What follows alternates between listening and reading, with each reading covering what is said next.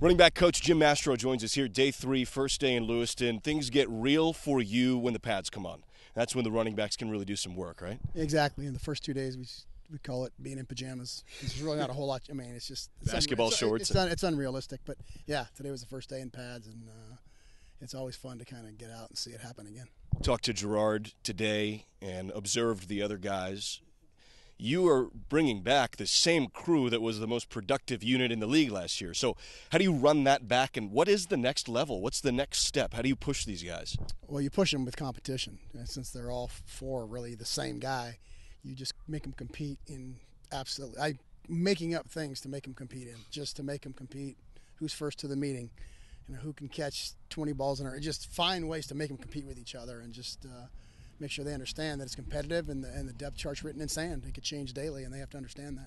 It's one of the really good problems to have that kind of depth. Now, the way the classes go, it's Jamal Morrow and Gerard Wicks as seniors, and then Keith Harrington's behind, and then James Williams is even younger. Last year, at times, Harrington was in the slot for a few practices as a receiver, maybe just trying to get Keith involved. How has he fit in? Because 2 years ago, he had 70-plus touches. Yeah, exactly. He's just more of just keeping him healthy, and he needs to be in the mix because he's dynamic with the ball in his hands. It's 2 years ago. That showed. So we're just trying to find ways to just get him the ball in his hands, and just when you have four guys and one ball, it's hard. But they root for each other, they compete with each other, and we just let it play out. Now, you had a role in recruiting Robert Valencia and Aesop Winston, two guys that may make a really big impact on this team or next year's team.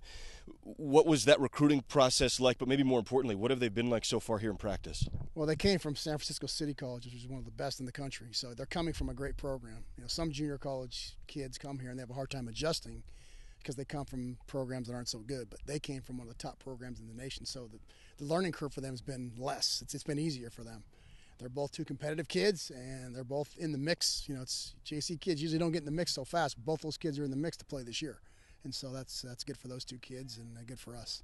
Were you in the Lascalzo running back weight room off-season program? You've got the tan and dropped, 20 pounds or so? What do you think? What's the deal? Nah, just tired of looking like a pop-up dummy, so I just decided to get myself a little bit better shape. I tell these guys to get in shape. Well, I got to kind of walk the walk. That's great. That's great. All right, Coach. Well, hey, thanks for the time. Looking great. Great to see you, and there will be more discussions for sure. This unit, like I said before, I was asked earlier about them running the ball. I said you can't not look at them receiving the ball. That's the huge part of what this is. Yeah, no question about it.